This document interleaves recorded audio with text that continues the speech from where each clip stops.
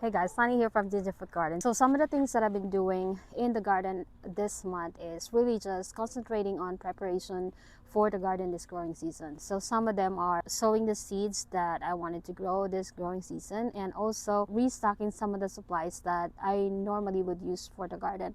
For example, if I need some soil, I would buy some soil. One thing that I always need as a gardener is fertilizer. So I've been looking at deals and stuff like that. That's another thing that you could do in a garden. So let me show you guys what I have in the garden at the moment. So last month we had some snow, and as you can see, this is what happened to the garden at the moment. I had lost some plants from this raised bed. I basically lost my broccoli, but as you can see, I still have my radicchio, beets, and cabbage in this planter, and of course the onion that's all the way at the back. So based on my experience from this season, I think I'm actually gonna forget about growing cauliflower and broccoli in the fall season, but I will grow them definitely in the spring. But during the winter and fall season, we just really don't get enough sunlight for the broccoli to produce and grow very well in our area.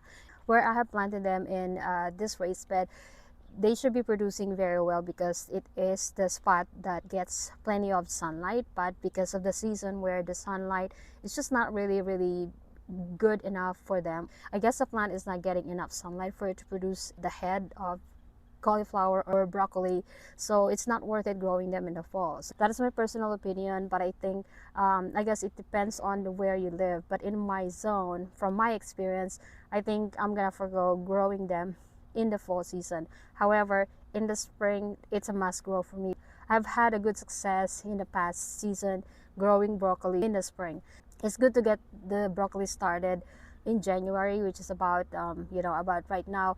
I've started a couple of seedlings already, and I may show you guys what it looked like at the moment. But I could have started them actually January, but I wasn't able to do it, so I was able to plant them around the first few days of February. Beets are actually pretty good to grow during the fall season, although they will not produce in the fall.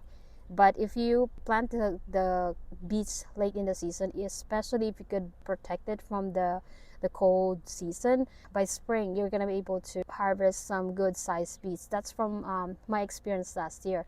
Now I'm about to test that this growing season, but I can see a little bit of production on the beets that I have in the garden at the moment.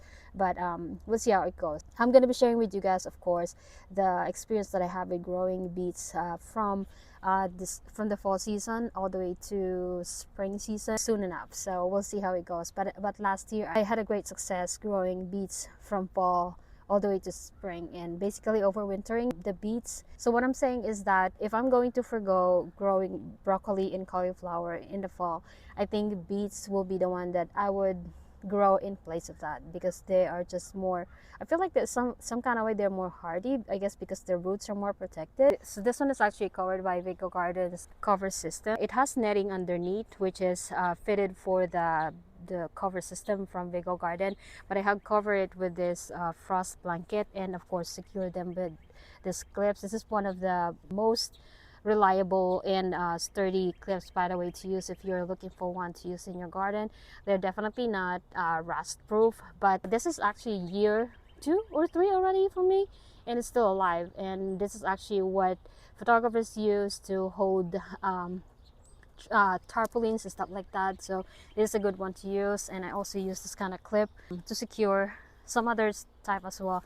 There are like at least 4 types of clips that I use for both this one. And if you guys haven't watched my other video, this one is a 6mm plastic sheeting, and you could actually insulate the plant even more by doubling or putting another cover on top of the plant, just to give it a little bit more protection from the frost. But I wasn't able to do that this year. But as you can see, there's still some plants in there. So for the sake of time, we're gonna open the other one. But the plants are looking like this as well. These are the blueberries, and as you can see, they are already producing some of those little buds. I was actually quite worried that they are going to be badly affected when we got the cold front, but they are still fine. These are all my pots. Of course, there's really not much going on in here. I was supposed to amend the soil on these spots, but I haven't had a chance to work on it. So hopefully I could soon. And of course, these are my little patch of strawberries right here, same here. And these are the this is my support system for my tomatoes. And if you guys haven't noticed yet, I like using these clips. These are from Thriving Designs or Seabite clips. They are the ones that you could easily snap on and off the, you know, the stakes, or create your own support system for tomatoes and other plants. These are really handy. If I wanted to take this off, I could disassemble this, take these parts of this area and amend them and take them somewhere else if I wanted to. So the greenhouse, this is what it's looking like. It is really falling apart. I really need to replace this one. I haven't done it yet. The raspberries and blackberries are now in their dormancy period. So far, I have mulched these raised beds with these, and this is another raised bed where I have my cool season vegetables. And as you can see, I know it's hard to see from the inside, but I have some plants in there as well.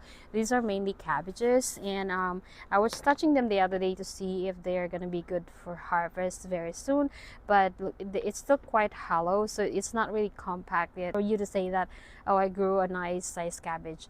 I had fertilized it a couple of days ago with fish fertilizer. These are the other cabbages. So what I've done is I took out the outer leaves of the plants, got rid of some of the dead leaves and things like that, so they could start producing and maybe recover. And hopefully the fish fertilizer that I have given them will be able to help them and produce a nicer size cabbage. I also have some spinach in there. Let me work on grabbing those seedlings. Alright guys, thank you so much for watching. I hope you guys enjoyed this video. I'd really appreciate it if you guys would subscribe to this channel and just leave any comment in the comment section. Thank you guys so much. I look forward to hearing from you. Bye bye.